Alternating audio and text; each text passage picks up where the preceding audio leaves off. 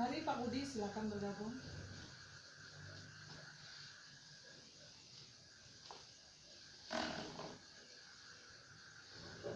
Oke, terima kasih. Pertama saya ucapkan selamat bergabung kepada Pak Budi dalam komunitas belajar TK Al-Islami Kecamatan Sungai Pagu. Pertama, saya sangat mengapresiasi keinginan belajar Pak Budi sehingga tergerak untuk bersama-sama membawa perubahan pada proses belajar dalam satu tujuan bersama, yaitu pendidikan yang berhamba kepada anak sebagai upaya menyongsong kurikulum merdeka. Berangkat dari pemahaman saya tentang filosofis pendidikan Ki Hajar Dewantara, yaitu pendidikan yang berhamba pada anak, maka budaya positif adalah langkah awal yang akan membawa kita pada perubahan paradigma belajar. Budaya positif merupakan kebiasaan baik yang dapat diterapkan dalam kehidupan sehari-hari, terutama dalam proses belajar. Belajar itu sendiri dapat diartikan sebagai upaya memperoleh suatu ilmu. Upaya tersebut dapat dilakukan dalam segala aspek kehidupan. Salah satunya adalah melalui jenjang pendidikan. Pada kesempatan ini kita akan membahas tentang paradigma belajar di taman kanak-kanak. Taman kanak-kanak merupakan jenjang pendidikan yang memberikan layanan pada anak berusia 4-6 tahun. Pada usia ini, anak berada dalam tahapan egosentris. Dalam artian, perhatian anak berlebihan pada diri sendiri dan berfokus pada keuntungan sendiri dengan mengabaikan orang lain. Salah satu penyebabnya adalah anak belum memahami tentang rasa kepedulian kepada orang lain. Mereka belum termotivasi untuk belajar memahami bagaimana perasaan orang lain.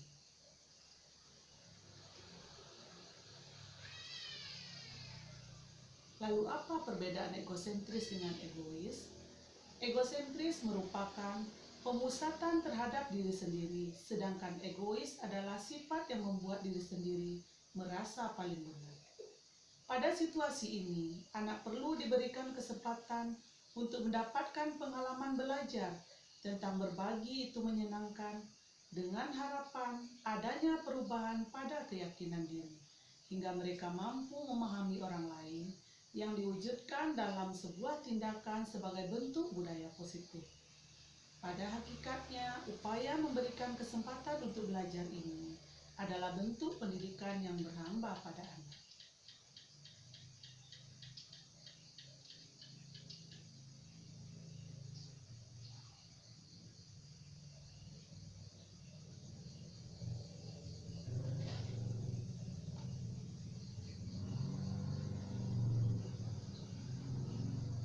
Disiplin positif. Disiplin positif merupakan ketaatan yang baik dalam artian suatu kondisi yang tercipta dan terbentuk melalui proses serangkaian perilaku baik yang menunjukkan nilai-nilai kebaikan. Salah satu cirinya adalah mentaati aturan. Terdapat beberapa alasan mengapa kita harus bersikap disiplin. Di antaranya adalah meningkatkan rasa tanggung jawab. Pekerjaan dapat terselesaikan dengan baik serta terhindar dari beban.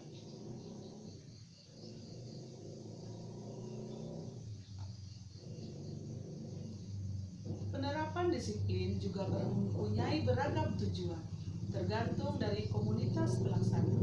Jika komunitas ingin menggerakkan pendidikan, maka tujuan penerapan disiplin adalah mengembangkan pribadi agar dapat mengendalikan diri dengan baik. Berikut ciri-ciri sikap disiplin. Yang pertama adalah selalu mentaati aturan. Yang kedua, selalu tepat waktu. Yang ketiga, selalu hidup terjadwal dan teratur. Yang keempat, selalu melaksanakan tugas dengan baik. Beragam aturan diterapkan di setiap jenjang pendidikan sebagai upaya mewujudkan disiplin positif. Hal ini ditujukan untuk membantu anak dalam memahami kewajiban mereka. Misalnya, ada aturan untuk merapikan ruangan kelas setelah digunakan, dengan tujuan membiasakan anak bertanggung jawab atas ruangan yang digunakan. Hal ini juga akan berdampak positif pada perilaku anak sehari-hari, yaitu ketika terjadi disiplin positif akan muncul kebiasaan baik. Kebiasaan baik itu disebut dengan budaya positif. Anak yang bertanggung jawab akan senantiasa menjaga keruangan. Kesadaran diri yang muncul dalam mentaati aturan secara tidak langsung akan membantu anak memenuhi kewajibannya. Berdasarkan uraian di atas, dapat kita simpulkan bahwa disiplin positif dapat mengantar anak pada budaya positif.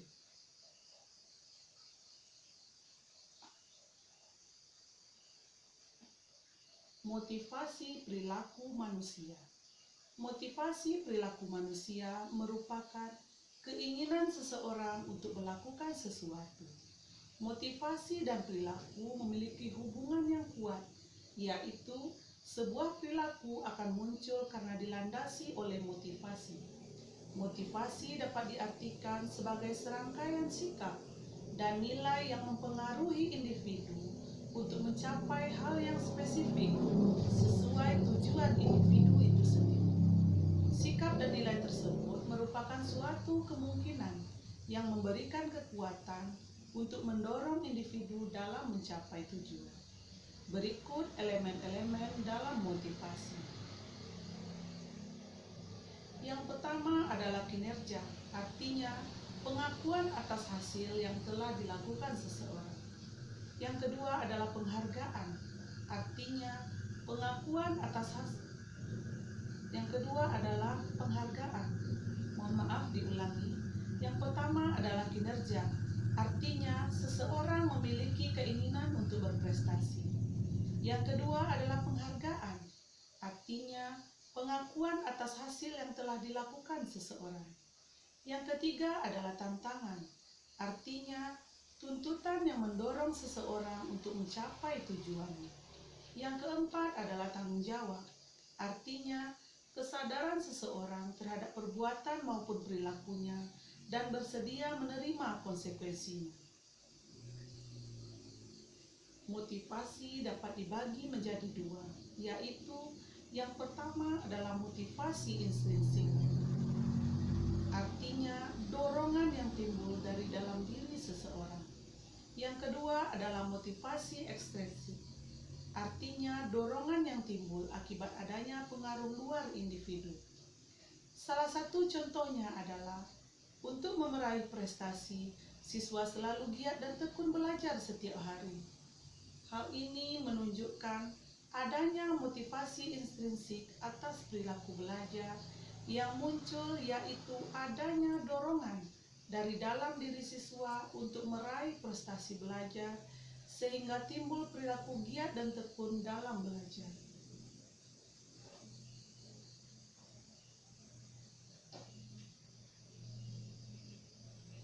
Kebutuhan dasar manusia. Kebutuhan dasar manusia merupakan unsur-unsur yang dibutuhkan manusia dalam mempertahankan keseimbangan fisiologis maupun psikologis. Pada hakikatnya, manusia memiliki 5 kebutuhan dasar. Yang pertama adalah cinta dan kasih sayang, merupakan kebutuhan untuk dapat diterima. Yang kedua adalah penguasaan, merupakan kebutuhan pengakuan atas kemampuan.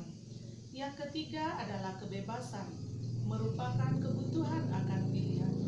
Yang keempat adalah kesenangan, merupakan kebutuhan untuk merasa senang.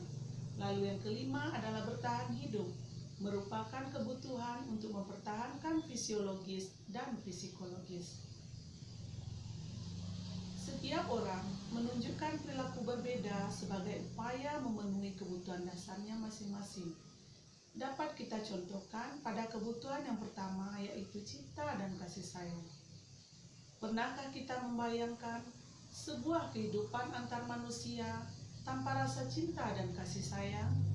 Sejak lahir manusia bahkan sudah seharusnya mendapat cinta dan kasih sayang. Saat bayi lahir ke dunia, semestinya mendapat kasih sayang dari orang tua yang merawatnya, hingga ia dapat tumbuh dan berkembang menjadi anak yang baik. Namun tidak demikian dengan anak-anak yang tumbuh tanpa kasih sayang.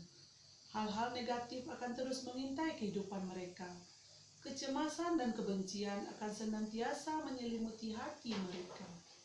Untuk itu, sangat diperlukan upaya menumbuhkan cinta dan kasih sayang dalam lingkungan keluarga yang dapat dimulai dengan memperlakukan anak dengan baik hingga ia mampu bersikap baik dan pada akhirnya akan menjadi kebiasaan baik baginya.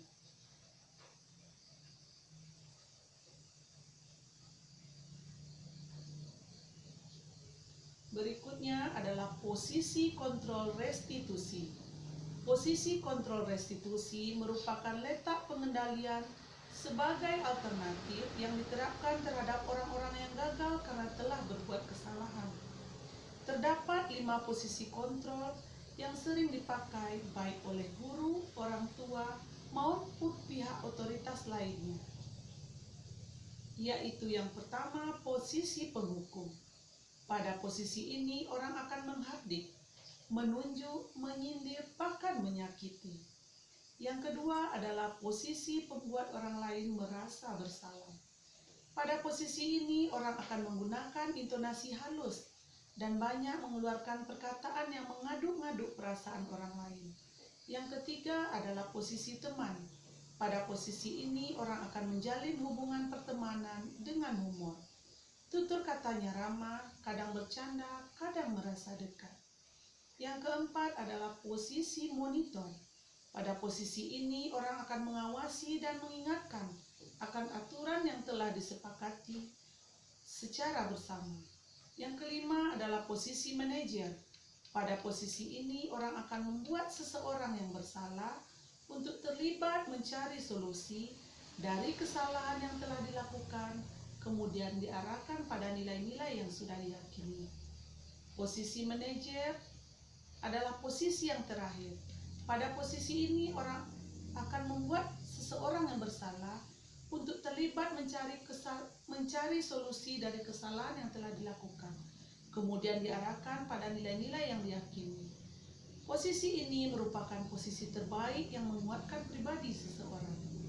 Contoh, jika siswa tidak mau mengikuti aturan dalam pembelajaran, maka ia dapat diarahkan untuk menunjukkan perilaku baik dalam sebuah aktivitas hingga tumbuh kesadaran untuk belajar, bukan menjadi disiplin karena takut dihukum atau ingin menyenangkan orang lain.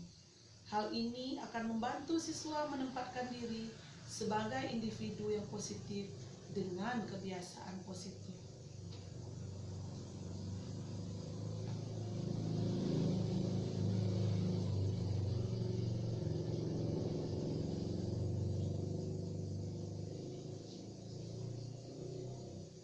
Keyakinan kelas. Keyakinan kelas merupakan nilai-nilai yang diyakini serta kebiasaan-kebiasaan yang berpihak pada murid, agar mereka dapat berkembang menjadi pribadi yang kritis, penuh hormat dan rasa tanggung jawab. Sangatlah penting adanya keyakinan kelas di lingkungan sekolah, agar biasa memunculkan motivasi intrinsik siswa.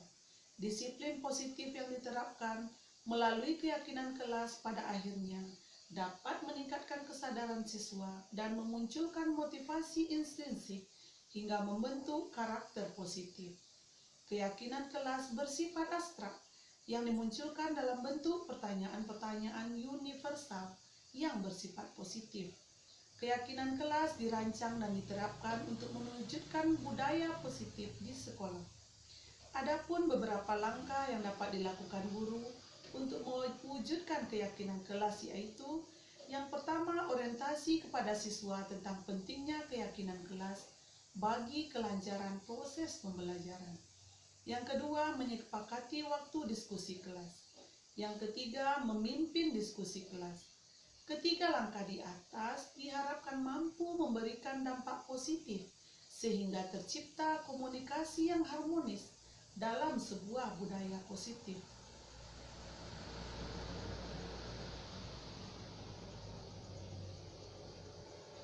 Yang berikutnya adalah segitiga restitusi. Segitiga restitusi merupakan sebuah proses menciptakan kondisi bagi murid untuk memperbaiki kesalahannya sehingga karakternya karakter mereka lebih kuat ketika kembali ke kelompoknya.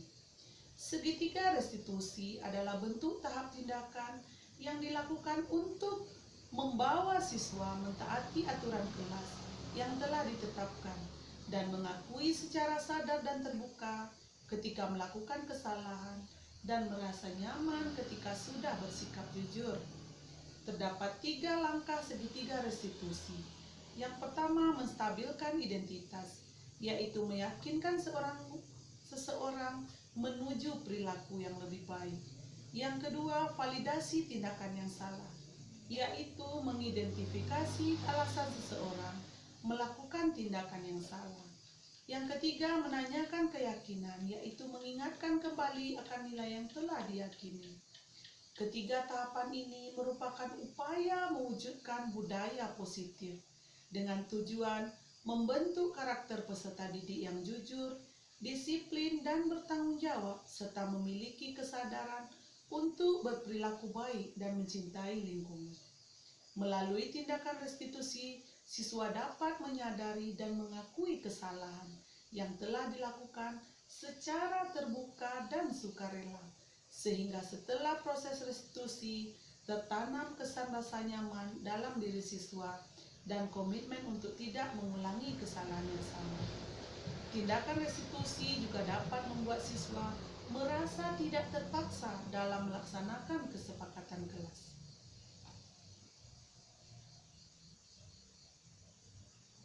Nah, berikut dapat kita lihat dokumentasi penerapan konsep-konsep dalam budaya positif. Bisa dilihat lebih dekat. Ini adalah paradigma perubahan belajar. Dalam dokumentasi ini, penerapan perubahan paradigma belajar yaitu pada hari itu Farel tidak mau meminjamkan krayon pada temannya. Ia merasa berhak atas krayon itu karena sudah lebih dulu mengambilnya.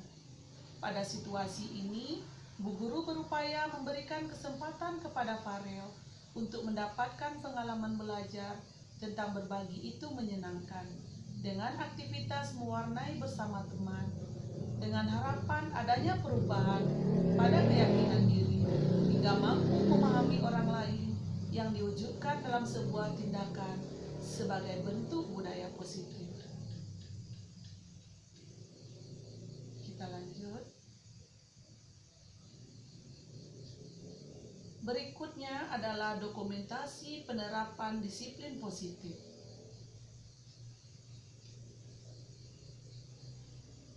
Pada hari itu, anak-anak terlalu asik bermain hingga membuat ruangan sangat berantakan. Tanpa menyadari, mereka telah melewati batasan hingga mainan sampai berserakan ke ruangan yang lain. Pada saat itu, Bu Guru meminta anak-anak mengakhiri kegiatan sesuai aturan. Dengan penuh kesadaran, beberapa anak berupaya merapikan kembali ruangan bermain, hingga yang lain mengikuti perilaku taat yang dilakukan oleh temannya, lalu kembali ke ruangan kelasnya. Kita lanjut.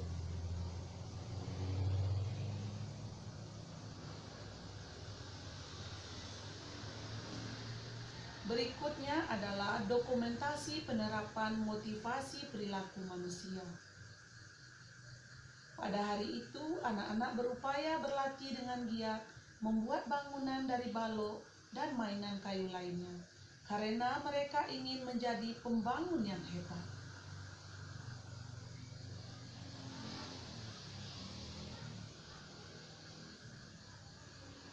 Berikutnya adalah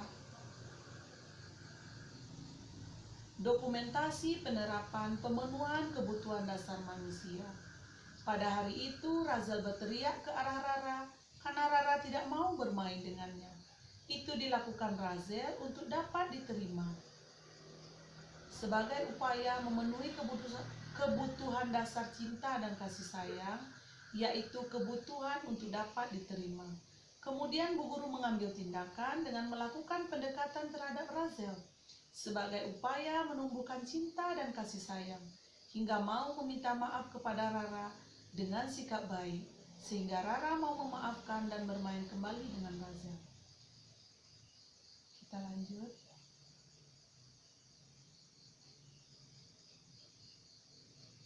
Ini adalah dokumentasi penerapan posisi kontrol restitusi. Pada hari itu, Razel, Radit, dan Farel terus-terusan berkeliling di kelas tanpa mengikuti proses pembelajaran.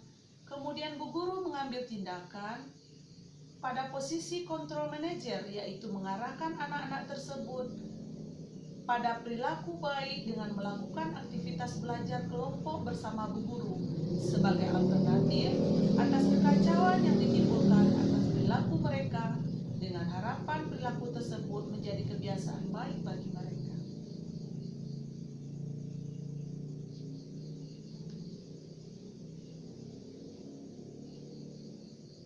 Berikutnya adalah dokumentasi penerapan keyakinan kelas. Pada hari itu, Bu Guru melakukan orientasi sikap toleransi dalam proses pembelajaran. Bu Guru memberikan kesempatan kepada mereka untuk melakukan kegiatan konstruksi pada bangunan yang sudah dibuat Razel, agar mereka memahami pentingnya sikap toleransi untuk menciptakan kerukunan di kelas.